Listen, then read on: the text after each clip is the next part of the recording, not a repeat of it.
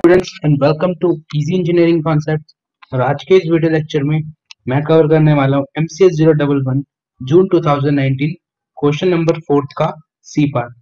और इससे पहले वीडियोस में मैं इस क्वेश्चन पेपर के सारे क्वेश्चंस सॉल्व कर चुका हूँ। अगर आप इस चैनल पे नए हैं तो प्लीज उन वीडियोस को गो थ्रू करें और समझें कि सी प्रोग्रामिंग लैंग्वेज के बेसिक्स क्या हैं और उन क्वेश्चंस को कैसे आपको अपने एग्जाम्स में अटेम्प्ट करने हैं।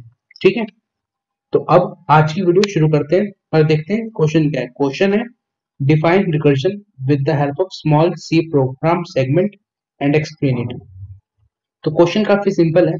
क्वेश्चन में हमें बताना है कि रिकर्जन होता क्या है और रिकर्जन पर एक छोटा सा मेथड लिखना है। ठीक, सबसे पहले की डेफिनेशन क्या है।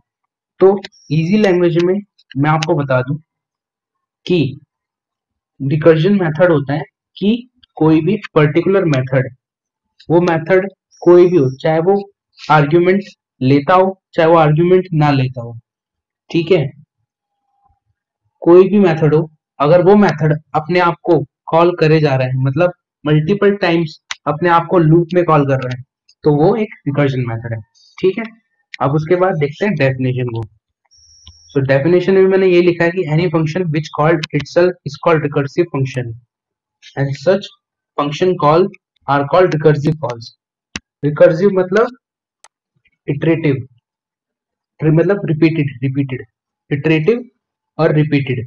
ठीक है, कोई भी फंक्शन जो अपने आप को कॉल कर रहा है वो एक रिकर्सिव फंक्शन है और ऐसी कॉल्स को हम रिकर्सिव कॉल्स बोलते हैं। सेकंड पॉइंट है कि recursion involves several number of recursive calls, however it is important to impose a termination condition of recursion। इसका मतलब कि रिकर्जन कॉल जो होती है वो बहुत बार लगती है। इट मींस एक मेथड, जब भी ऐसा मैंने बताया आपको कि अब एक मेथड अपने आप को बार बार कॉल करता है, तो ऐसे मेथड्स में मेथड को टर्मिनेट करने के लिए भी एक कंडीशन जरूर होती है, नहीं तो वो मेथड अपने आप को कॉल करता रहेगा और प्रोग्राम का भी टर्मिनेट ही नहीं होगा। ठीक है, और थर्ड पॉइंट है recursion code is shorter than iterative code, however it is difficult to understand. Recursive code जो होता है वो बाकी मेथड्स के कंपैरिजन में काफी छोटा होता है, लेकिन इसको समझना मुश्किल भी होता है। क्यों? क्योंकि आपको नहीं पता होता कौन सा मेथड कितनी बार कॉल होगा और उस मेथड में पैरामीटर्स कैसे चेंज होंगे। तो चलिए अब देखते हैं कि रिकर्जन वर्क कैसे करता है। तो जैसा कि आप देख सकते हैं कि यहाँ पर एक मेथड है रिकर्स नाम का और यहाँ पर एक दूसरा मेथड है मेन मेथड, जो हर प्रोग्राम में होता ही है। तो इस मेन मेथड में अब बारी आती है रिकर्स मेथड की।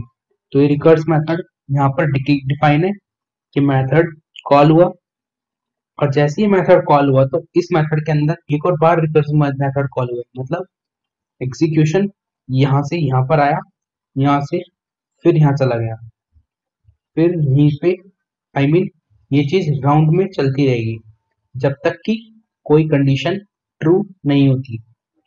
ठीक है, तो अब देखते हैं इसका एक रियल लाइफ एग्जांपल।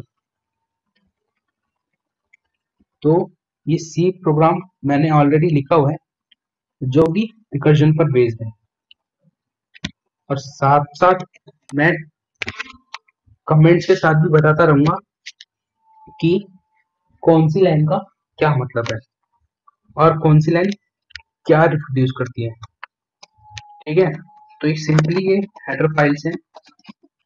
अगर आपको हेडर फाइल्स के बारे में अभी तक नहीं पता है तो हमारे प्रीवियस लेक्चर्स को जरूर गो थ्रू करें, क्योंकि उनमें मैंने हेडर फाइल के बारे में बताया।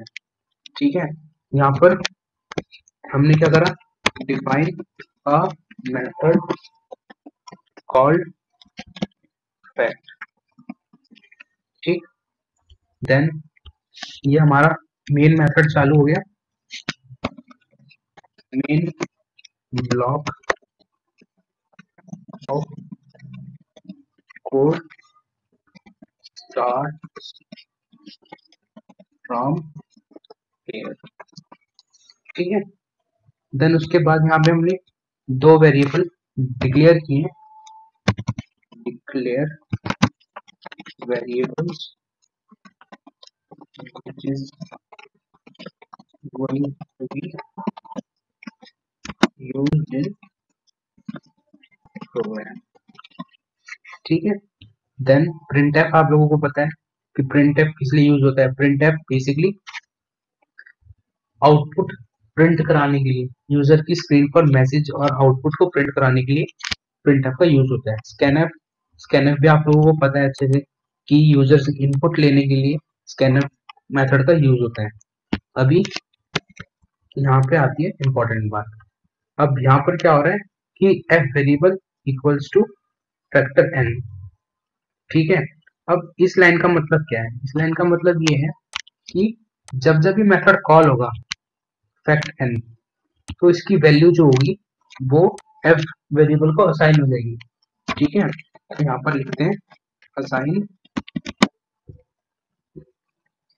Value in variable f return by method. Simply है, इस मेथड से जो कुछ रिटर्न होगा वो f वेरिएबल में स्टोर हो जाएगा और फिर यहाँ से एग्जीक्यूशन जाएगा इस वाले मेथड पे। ठीक है, और इस वाले मेथड में सपोज करो हमने इनपुट दिया 5, तो 5 यहाँ पर आएगा, चेक होगा कि 5 0 के इक्वल तो नहीं है 1 के इक्वल है, नहीं है, तो वो एग्जीक्यूशन जाएगा एल्स ब्लॉक में, और एल्स ब्लॉक में जाने के बाद n इंटू, अभी यहाँ पर देख सकते हो कि फैक्ट n-1, n हमारा कितना है? n हमारा है 5, 5 में से 1 माइनस कितना आया? 4। अभी दोबारा ये मेथड कॉल हुआ, यहाँ पर आप देख सकते हो कि एक बार दोबारा मेथड कॉल हुआ, ये मेथड कॉल हुआ, यहाँ पर अब n की वैल्यू हुई, n की वैल्यू यहाँ पर हो गई। अब इस केस में कितनी? 4। ठीक है, ये दोबारा से चेक हुआ कि n 0 तो नहीं है, 1 तो नहीं है, और यहाँ पर आके अब एक और बार ये इंटू हो गया 3 से, क्योंकि 4 ऑलरेडी हमने यहाँ पे लिखा हुआ था, और 4 माइनस 1 इक्वल्स टू 3।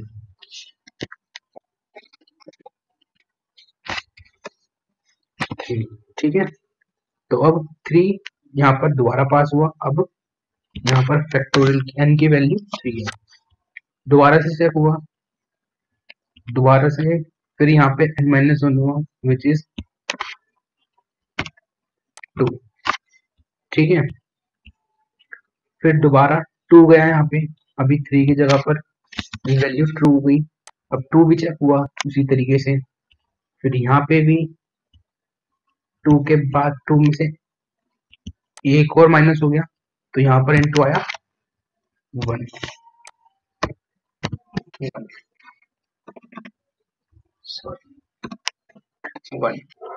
तो 1 आया तो रिटर्न 1 कर देना है। ठीक है, इट मीन्स यहाँ पर अब बंद हो गया, तो अब हम क्या करते हैं, जितनी हमारे पास ये वैल्यू आई है इनका मल्टीप्लिकेशन करेंगे। इनका मल्टीप्लिकेशन करने पे आया 5 4 जा 20, 23 जा 60, 62 जा 120। ठीक है, तो ये है इस प्रोग्राम का आउटपुट, और ये मेथड काफी इंपॉर्टेंट है एग्जाम पॉइंट ऑफ व्यू से भी, तो प्लीज इस क्वेश्चन को जरूर से जरूर एक बार प्रैक्टिस करें। ठीक है, तो आज की इस वीडियो में बस इतना ही। अगर आपको वीडियो अच्छी लगी हो, वीडियो समझ में आई हो, तो प्लीज हमारे चैनल को जरूर सब्सक्राइब करें, क्योंकि सी प्रोग्रामिंग और बीसीए एंड एमसीए से रिलेटेड बाकी वीडियोस भी इस चैनल पर अपलोड होने वाली हैं। Thank you.